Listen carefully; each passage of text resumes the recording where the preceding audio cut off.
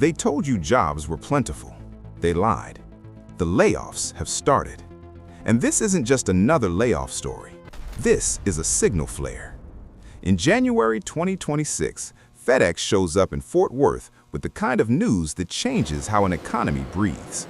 Layoffs. FedEx is not a random company.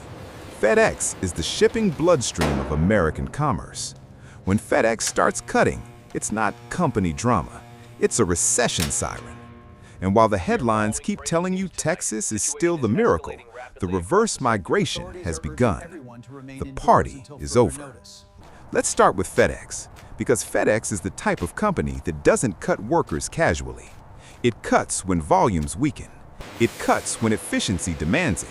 It cuts when the future looks worse than the past. This is why the Fort Worth headline matters, because shipping is demand in motion. Freight is an indicator. Logistics is an indicator. And FedEx is a bellwether because it touches everything. Retail, manufacturing, medical supplies, small business, and e-commerce. If FedEx is cutting in Fort Worth, ask the uncomfortable question: what do they see that you don't? Because when a state's miracle is real, you see hiring, overtime, expansion. When a miracle starts cracking, you see cost optimization. You see streamlining. You see restructuring. You see layoffs dressed up in corporate perfume. Now, FedEx is only the first punch. The second punch is reputation. And reputation is what Texas has been living on like a credit card. Visa just made a move that Texas boosters do not want to talk about. Visa decided to bring its massive conference back to San Francisco. Not for 1 year, for years. Conferences are not just events, they are corporate gravity. When a global company chooses where to gather thousands of people, executives, partners, clients, press, it's making a statement about what city can handle the load. Hotels, airports, transit, restaurants, safety, downtown density, infrastructure. Visa isn't doing charity work. Visa is optimizing. And the optics are brutal. A global payments titan tested Dallas, then locked in San Francisco. For years, Texas sold the idea that even tech is leaving California. Visa's move flips that narrative like a table. It suggests something that hits harder than politics. California infrastructure and ecosystems still win when scale matters. Now combine that with FedEx. One is a freight bloodstream indicator. The other is a corporate prestige indicator. Together, they say the same thing. The Texas miracle is not guaranteed. And in 2026, it looks fragile. So what's actually driving the fragility? It's not one headline. It's a stack of pressures. And the most dangerous one is the one nobody can hustle their way out of: electricity. Texas doesn't just sell low taxes. Texas sells continuity. Businesses can tolerate high costs if the environment is stable, but businesses cannot tolerate instability in the basics: power, water, transportation, predictable operating conditions. And that's where the grid becomes a nightmare. ERCOT is already putting scary numbers into the conversation. Not rumors, not vibes, numbers. And in the most dire scenario, ERCOT says energy supply could fall short of peak summer demand in 2026. To be fair, ERCOT modeled other scenarios too, and experts debated assumptions. But serious businesses don't build risk plans on best-case fantasies. They build plans on what can go wrong. So ask yourself this, seriously. Can you keep your job if your office has no power? Can you keep your warehouse losing refrigeration? Can you keep your data center throttles? Can you keep your operations stopped for hours in the hottest week of the year? This is not theoretical. This is business continuity. And when business continuity becomes questionable, companies do one thing: they diversify away. Not with a press release, not with a "we're leaving Texas" headline, but quietly. A team doesn't get expanded. A new site gets built somewhere else. Budgets get redirected. Hiring freezes appear. Texas grew fast, sometimes too fast. Population growth, industrial growth, crypto mining, data centers, all of it drinks electricity. And when the grid operator is openly modeling shortages, Even as a best case, that becomes a red flag in boardrooms. Because here's the ugly truth. Companies can survive paying more rent. Companies cannot survive losing power. Now stack the grid risk on top of something else Texas has been hit with: cost of living. This is where the story becomes personal. Because once the household math breaks, the job market breaks next. The Texas miracle was built on a spread: wages plus opportunity minus cost of living. For years, Texas had the spread: a salary that felt bigger, a house that felt attainable, a lifestyle that felt easier than the coasts.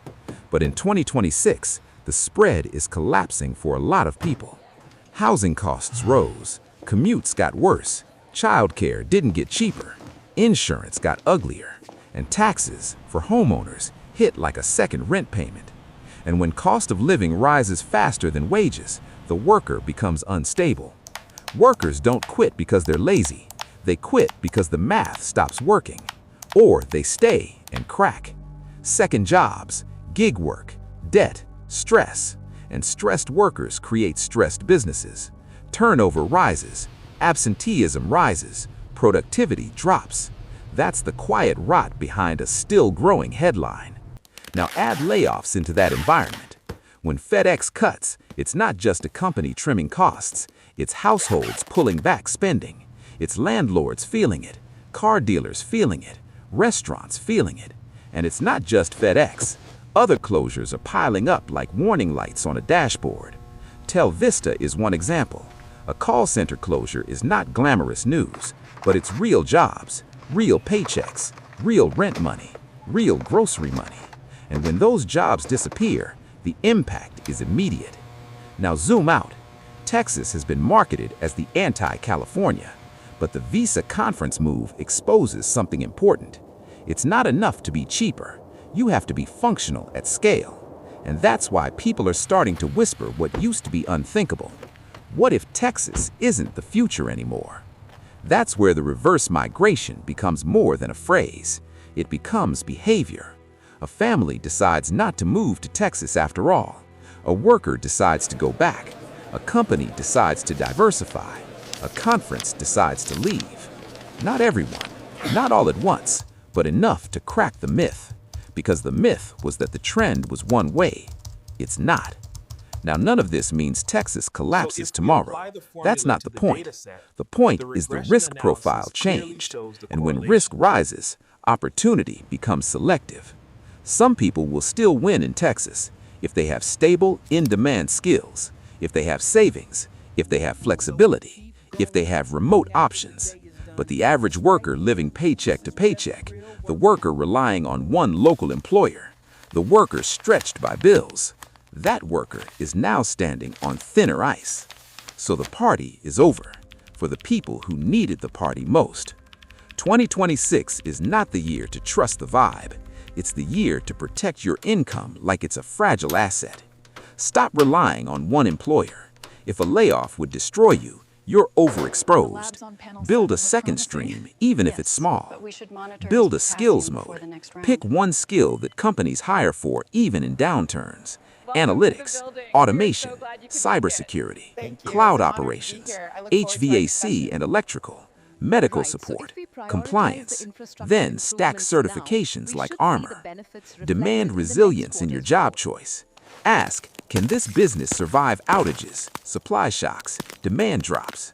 If the answer is no, treat it like a temporary gig, not a foundation. Keep cash, not just confidence. Savings is not negativity. Savings is buying options. And watch the bellwethers. FedEx layoffs in Fort Worth aren't gossip. ERCOT modeling a possible shortfall in summer 2026 isn't a meme. A call center closure that wipes out over 100 jobs isn't small news. It's labor market friction you can measure. They told you Texas was unstoppable, but unstoppable things don't need hype. The reverse migration has begun. The party is over. And in 2026, the only people who sleep well are the ones who prepared while everyone else argued.